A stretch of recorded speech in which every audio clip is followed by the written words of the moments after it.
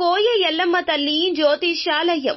ఎక్కడెక్కడ ఉన్న వారికైనా ఫోన్ ద్వారానే జ్యోతిష్యం చెప్పబడును. విద్య, ఉద్యోగం, వ్యాపారం, ప్రేమించిన వారు దూరం కావడం, భార్యాభర్తల మధ్య గొడవలు, అత్తాకోడళ్ల మధ్య మనస్పర్ధలు, కుటుంబ సమస్యలు, ఆర్థిక సమస్యలు, పెళ్లి కుదరకపోవడం, సంతానం ఆలస్యం కావడం, స్త్రీ పురుష వశీకరణం, చెడు ప్రయోగ నివారణ మొదలగు ఎటువంటి సమస్యలకైనా పరిష్కారం చూపగలరు. స్త్రీ పురుషులకు ఎటువంటి సమస్యలు ఉన్నా నమ్మకంతో కాల్ చేయండి.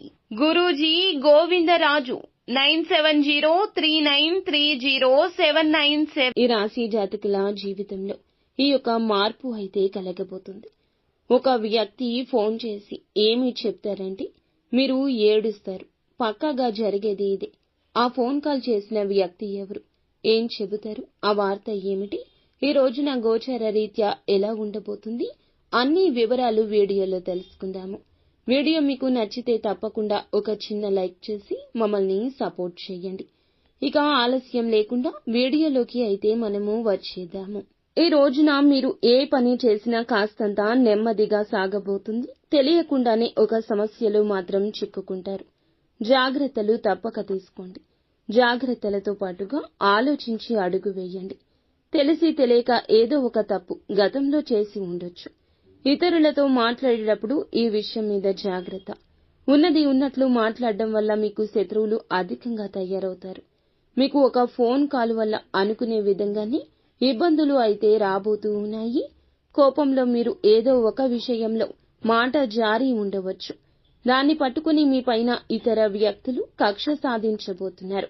మీకైతే ఖచ్చితంగా నిందలు రాబోతూ ఉన్నాయి. నమ్మినా నమ్మకపోయినా ఇదే వాస్తవము.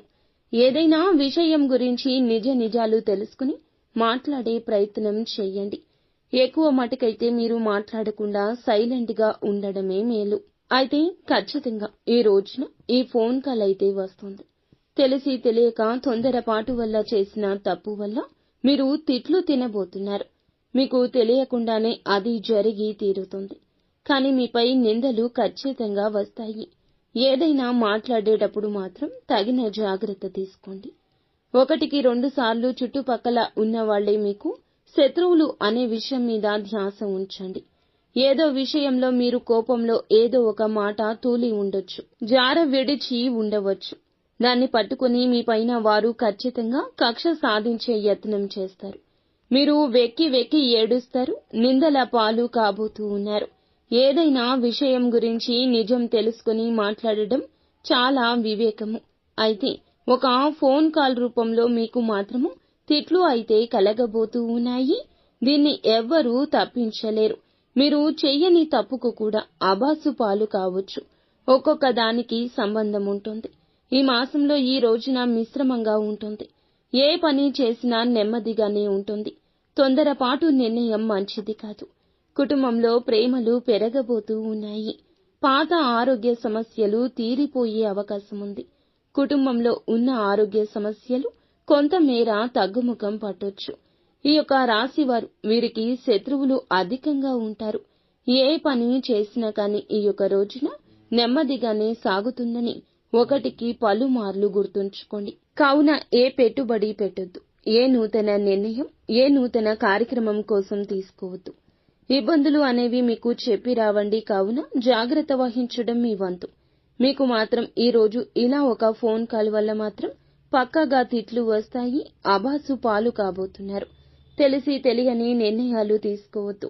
పనుల్లో ఆటంకాలు వచ్చే అవకాశం ఉంది. ఆలోచించి నిర్ణయం తీసుకోండి. పనులు వాయిదా వేసుకోకండి. నెమ్మదిగా అయినా సరే పూర్తి చేయండి. పనులు మాత్రం వాయిదా వేస్తే మీ మీద ఉన్న ఇంప్రెషన్, గౌరవం కోల్పోతారు. మీ పక్కన ఉన్న వారిని మీరు ఖచ్చితంగా గమనిస్తూ ఉండండి. పనుల్లో అయితే ఇబ్బందులు పక్కాగా వస్తాయి. నిత్యము కూడా శివారాధన చేసుకోవడం, ఏదైనా పని మొదలు పెట్టే ముందు గణపతికి పూజ చేసుకోవడం మంచిది.